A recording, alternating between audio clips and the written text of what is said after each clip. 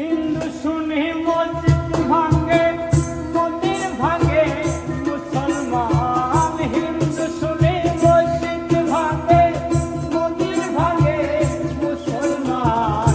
ভাঙাভাঙির মাঝে দেখি অধর্মেরই হয় প্রমাণ। ভাঙাভাঙির মাঝে দেখি অধর্মেরই হয় প্রমাণ।